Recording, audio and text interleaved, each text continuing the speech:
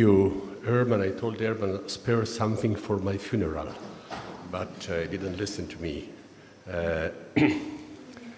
So let me begin saying that the purpose of this thesis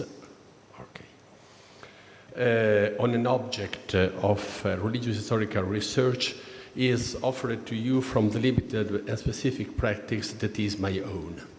I've applied myself to the study of Christianity, most often in its Western Roman Catholic form, with a focus on sources and institution. I always started from the postulate that Christianity in history did and not could move outside a system in which, by emulation, contamination, mutuation, antagonism, it was nourished by the relationship with cultures and other religions. I share with E.P. Sanders the idea that to know one religion is to know none, for a reason that he will express more radically, and that is that religions, considering in themselves and their absolute and abstract form, simply do not exist. What the name demands and reveals to the human condition exists only if and when someone poses the question and receives the question posed by the revelation. Only if and when there is a real human being that scrutinizes the text that found it, and only when and if somebody is celebrating rules, practices, cults, and this is always happening beside other ideas, other cults, other revelation, and other practices. This does not make of me an historian of religions. With all the respect due to this discipline, I refuse to feel diminished or conditioned by using the critical historical method in a specific scientific field that requires specialized, exacting, inescapable knowledges that no one can uniformly or sufficiently have about all religion in the universe. I strive to be an historian who applies general tools of knowledge to a particular field in which the convergence of specialisms and their overlapping produces the intellectual energy which pushes towards the search for another shred of historical truth. I do this job, that is my job, looking and listening to the siren calls for generalism that runs rampant in many historiographical fields and subfields. I look to journalism without indulgence nor envy. From those journalism that is reducing our field of research to a section represented by general historical partition. In some country, this happens only for academic reason concerning competition, but on the other side, it says to us that we are here, and I think that you are as a mandate, we are here to protect specialism and to protect the difficult task of dive into another present far from us and having the characteristic to be linked to an origin, a bereshit, an arché, a principium, that is the norma normas non normata, that is there for everybody. This apology of religious history does not imply any exceptionalism. Every history lies within a history. All history is placed between an history. And in our history, we had a metamorphosis of history itself. History did get out from the paideia of the leading classes and the paideia of the public consciousness. Like it or not, I don't like it, history has left the toolbox of the ruling classes and the forma mentis of the society. History, in the regime of modernity, provided both the ruling classes and their antagonists with a repository of argument necessary both to legitimize power and to arm his critique. With history, one could justify ambitions and of domination and claims on one's iura sarcenda. History also, equipped with all its genealogy, found also is prehistory, made of category of politics, think of Machiavelli, the basis of confessional apologetics, think of Baronius, the law of governing empires, think of Gibbon, as a sort of physical of the political subject. Nourished by this prehistory, history in the modern sense, modern in the sense of 18th, 19th century, it made a quantum leap at the expenses of a theological treaty, namely theodicy. After 1755, according to Odo Marquard, instead of asking theodicies for theological argument to justify God in face of evil, history has to find historical ways to justify humankind in face of its own cruelty and crime. By recycling the tools of theodicy, history could acquit individual, people, nation, sheltering them from moralism and from changing morals. History also provided the published consciousness with a sort of Voltaire-Perrier critical thought that could and should express a freedom in its cultural science, according to the rule of the Humboldtian universities. The distinction between res geste and historia regium gestarum, so important in ancient Latin culture, had given way to a persuasive way of concerning a point. In the past, in the modern era and in the modern view, history as historia regium gestarum was at work in history as res geste. History as historia rerum gestarum was capable to move the res geste. Such a vision seemed to be able to ground and defray and independently both the aspiration for freedom and the civilizing ideology, the contradiction of capitalism and national consciousness, revolutions and constitution, regimes and war, on the path which progress constituted a compass that was contradictory in its intermediate passages, but sure in its final landing, until the rubble piling at the feet of Walter Benjamin Angelus Novus.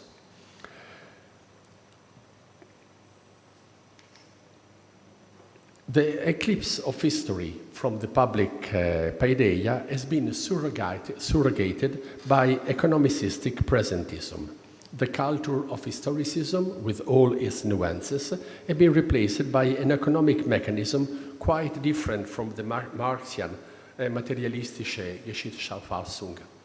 The culture of hypermercatism, which we have euphemistically called globalization, had an active and certifying role in the pulverization in the public space of historical knowledge. Only two little fragments did survive.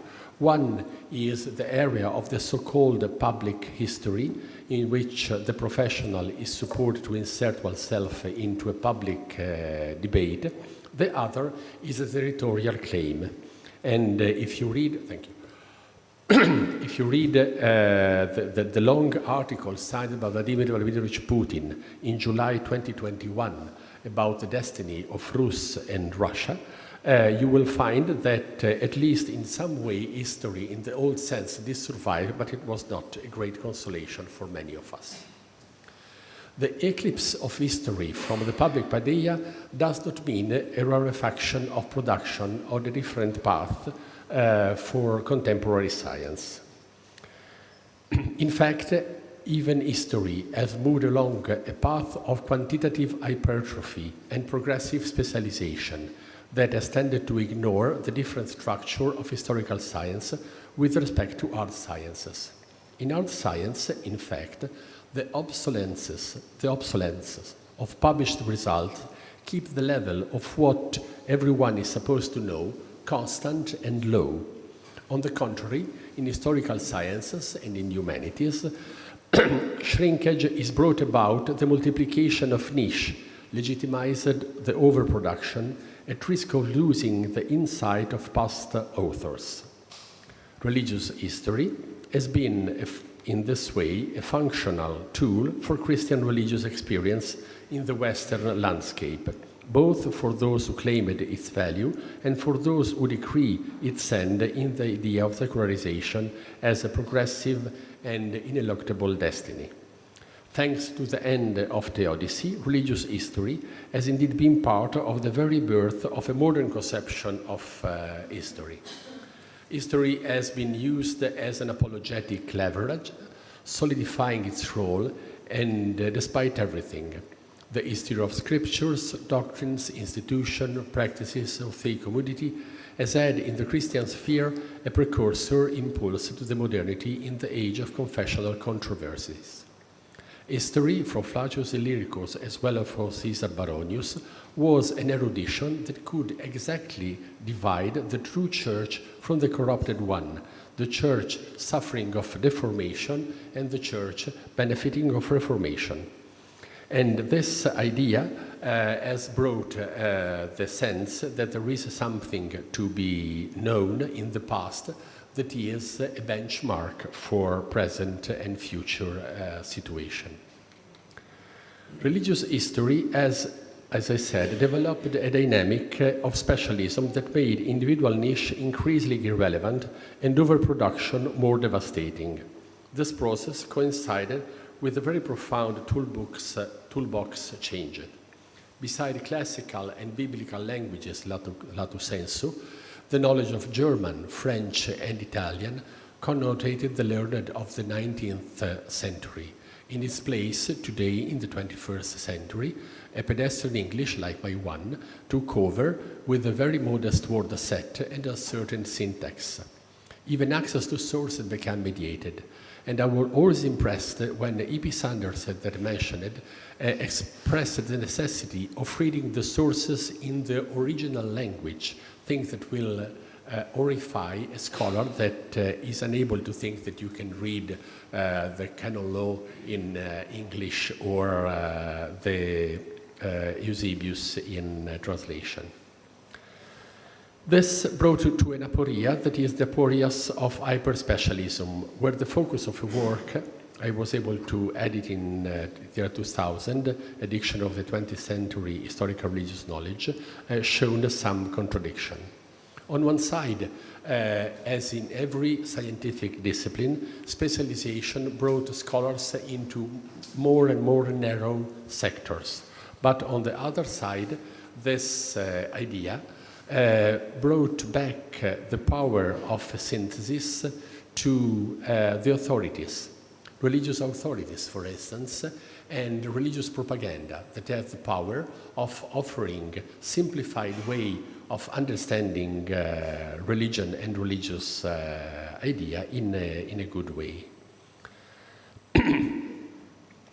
This short circuit has a very funny story that maybe you remember, that is the wonderful story of the catastrophe of the Harvard Theological Review concerning the famous wife of Jesus. A DDR scholar forged this false fragment of papyrus, and on this the story of the wife of Jesus was received in one of the most important journals of the globe. It was the Atlantic that indeed discovered that the story was this one, the unbelievable tale of Jesus' wife. But this has also raised an important question. The logic according to which a story is made of multiple answers to different questions ranked before that of the truth of what happened that demands a position. History is a place in which there is not an absolute truth, but there is a fragment of truth. And if it is not so, one must resign itself to the cursing prophecy of Theodor Vismund Adorno in the Minima Moralia. I quote, "The conversion of all questions of truth has invested in its very heart the logical disjunction of the true and the false, with, moreover, the mercenaries of the new logic, that of power, actively help to abolish. Thus, Hitler, of whom no one can say with certainty whether he died or escaped, survives." This question I ask myself, and which I'd like to give a positive answer, is whether there is an historicism aware of its limitation and still capable of exercising the function possible. This short state of the art on the edges with there are infinite nuances allows, and I believe compels us, to a reflection that is not centered on methodological dimension, procedural dimension, but of an epistemic status of historical knowledge, that is, the normative structure defining on what knowledge is produced and validated within a specific discipline. I will have been understood that my point of view is that epistemic status of historical religious knowledge does not have substantial differences from that of any other historical discipline, but has a few simple and dirimente addenda. I will underline only 3 points. The first, the critical approaches to sources suppose, in fact, the clear understanding that the sources are not the proofs brought in front of a tribunal, but images providing by the pieces of mirror of reality that have reached us. Sources are things, are res, produced or interpreted to tell the truth or to lie, produced to pose in the fools a constant and constantly revisable dilemma. The problem is not having a source to put somewhere. The problem is understanding what the source is designed for and not browsing the PDF looking for some word that sometimes is being misguiding. There is a famous joke in Italian. The word spesso is written in 17th and 18th century text with F, so if speffo, and if you look for spesso, spesso will never appear if speffo is there. There is a plus of religious research, namely that religious experience has, by definition, an original a quo. In a certain sense, the same a quo in all the time. There is an in principium that connects one point to another point of the past, and everybody has to be compelled to be aware of this original origin that is in the back of every story. Second point, the comparison with the state of the art is not likened to recent production alone. Even in this area, there is a need of classical knowledge that still has unexplored treasure in its fold. The sensitivity to the diachronic depth of critical literature regulate the distance that make possible to objectify cause and effect links. But there is a plus in historical religious study, the fact that religious experience, these actors are often collectivities that cannot be reduced either to an average or to the slakers, but require the preliminary deep understanding of active and activable hermeneutics. Third point, the renunciation to seek those inexorable laws of historical destiny that, according to Karl Popper, 1944, defined the miserable condition of a partial science, are joined with the serene acceptance of the fact that, I quote again Popper, it is not possible for us to observe or to describe a whole piece of the world or a whole piece of nature. In fact, not even the smallest whole piece may be so described, since all description is necessarily selective. And there is also a plus of religious history, that is the awareness that the growing mannerism in historical research has given a more complex idea that narrative is a way that could manipulate everything, and this will bring back us to the desk of the famous wife of Jesus. As it was explained also this morning by Professor Vassakuntuva of the EPHE, the naming of this type of study is a matter of an endless quarrel. Are they religious studies? Are they sciences religieuses? Are they religious history? Are they Religionswissenschaften? I must say that for an alchemist like me, we can call them pumpkin if we agree that they are pumping. For me, pumping is a good name, because the problem is not the name, the problem is the content. For those who still feel adept to Kripke teaching and for all nominalists, this dispute takes place in a room where the smell of an elephant is prevalent. And the elephant in the room, of course, is theology. Maybe that some of you remember that this academy was excommunicated in 2015 by a fatwa of an association of religionists. They told that having not expelled theology from this academy, we are biased or polluted or something like this one. And for me, this is interesting because I know that there is an ideological use of theology, an use imbued of bigotry, but I know that there is also an ideological use of an anti-theology that try to use history to prove something that is complicated. But there is, I've learned it from Marie-Dominique Chenou, another theology which knows that doctrines belong to the centuries-old diachronic debate, that knows how to argue about its result, and that knows that history is telling something of the veritas filia temporis that also Virgil had already discerned.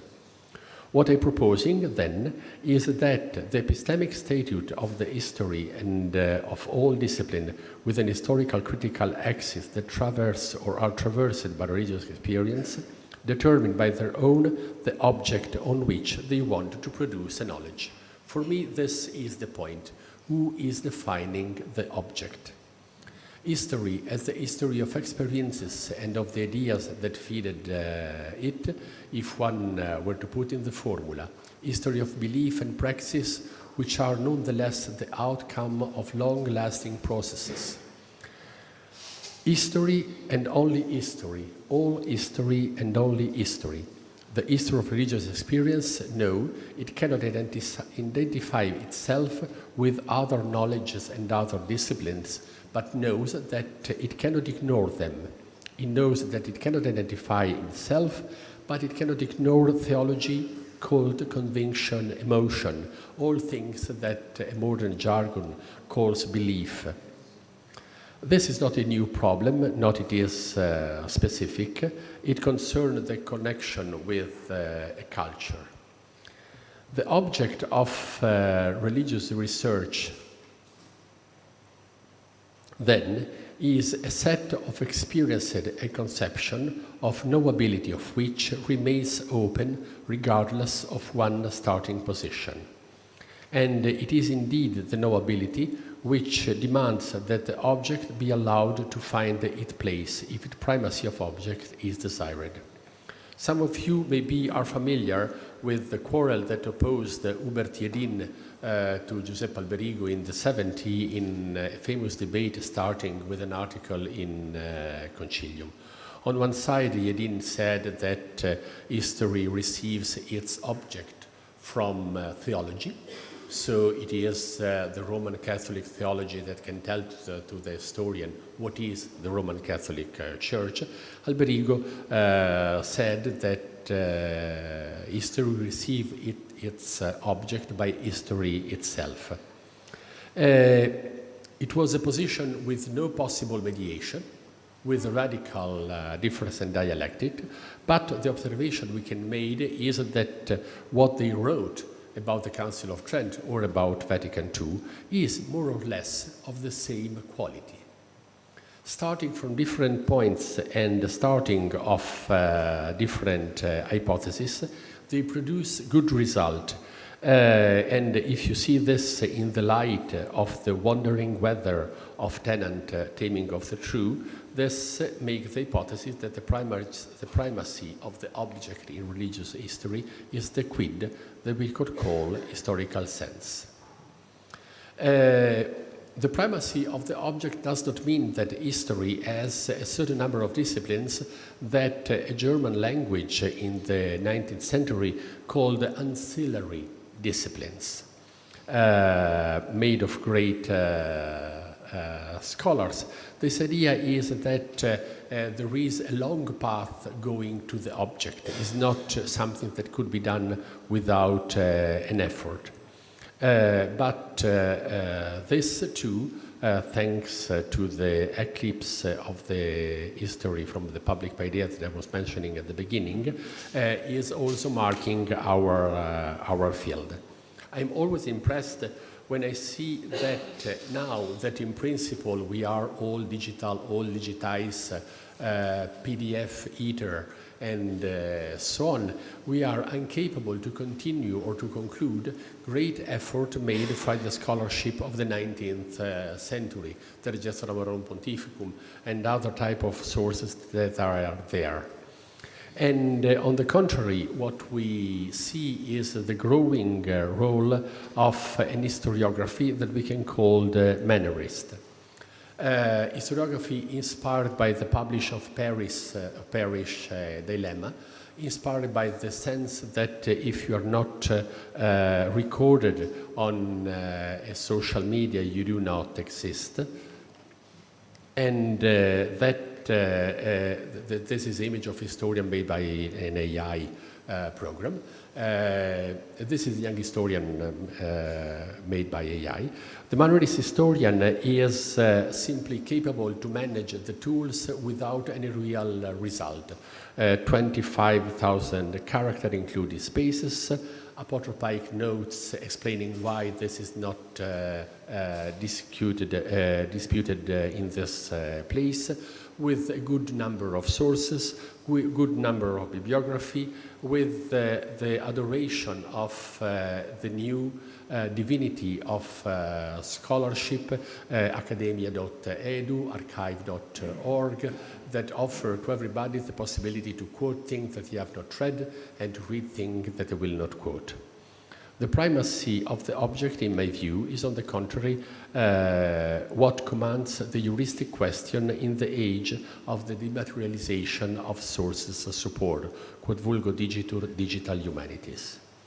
I've already referred to the great historiography after and before World War II, which by welding philology and critical sense created the great tools that objectively condition research, because they put those who do not measure themselves with these tools are out of the game. It was a fruit of the specific culture. Yaffe is not infallible, podcast is not infallible, but if you don't start there, you will never start your research. But in this moment, we have different tools that could help us of doing much more than what has been done in the moment of very modest technological progress in the past. I've studied what inspired the Welter publisher to reprint the Manzi edition of the Conciliar Amplissima Collectio, and now we have much more than an aesthetic edition at our disposal.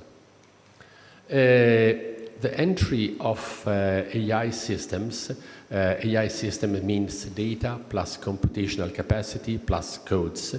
The entry of AI system into sciences allows those in our profession to look to this very rapidly evolving technology as a tool for acting on knowledge, not simply on time. Digital humanities was a type of sport trying to reduce the time you have to apply for using a result. AI is offering the possibility to recompose fragments into new creation that are not exactly exact, but they are true. The primacy of the object of historical religious knowledge requires a revisiting of its global nature as well as diachronic nature. This can and must take place first on the level of becoming aware of the depth of one's own responses, which arise not only from a deep-seated Eurocentrism, also instilled through the sphere of the influence of Western domination. One cannot, for example, recount the missionary world without balancing the momentum of individuals and the return of economic flows. But then one must contend with the paralogism, the Quebecois paralogism, implemented by a colleague of me, who always find evidence of the great processes of the pre-conciliar, conciliar, and post-conciliar in Quebec. It is evident that in Quebec everything happens in the Catholic Church happens also in Quebec, but this is exact, but it's not true. What is at stake is not the fact that happens in Quebec, but the fact that banal things are easily reproduced everywhere. The problem is the meaning that goes with this. The primacy of the object, in my view, restores the need to have a good relation with the history and doctrines and the history of theology. In the subject's consciousness, in fact, there is a kind of conviction that can be easily be freeze-dried by secular dehydratation, the famous belief. One can think that what the historian must do is to take away from its subject the blood of real participation and real commitment to their own religion. I make a sample to be more short. Bobby Sands, you know, to make a case, dies for his nationalist sentiment and his Catholicism, like that of all young Irishmen who take up arms against the Orangists and against the English. So his gesture is actually a political one. But on the other side, it's complicated to not take into consideration that when the Pope of Rome approved his idea of the hunger strike at a certain moment and approved the idea of suicide, making of his body a weapon, there is something that is going beyond a political meaning. There is something more that must be explored. Many think that for doing this is enough to have a little dot of Habermas in the coffee, like il caffè macchiato. The other thing that is enough to recall the Ratzingerian cunning of the etsi deus daretur. But on the contrary, for me, the real challenge that we have in front of us is to understand the way to admit into our discourse the fact that the people that we are devoting our life and our research for understanding what was really important for them are people that we are not obliged to consider as our twin. We are not obliged to have their own sentiment or their own faith or their own feelings, but we must admit that they have sentiment, belonging, feeling, and faith. Among the paradigm shift that traverse every science and also the historical religious one, there is a more peculiar one, which in my view is this change of paradigm. Namely, to think that the studies of religious experience in the variety of disciplines that engaged in it as a mature studies that need not to expunge anything or anyone, studies that know how to use within their own normative frame what they need to reach conclusions that throw on a share of truth, little, specific, that can be integrated and revised, but which aspires to be a truth. Thank you very much.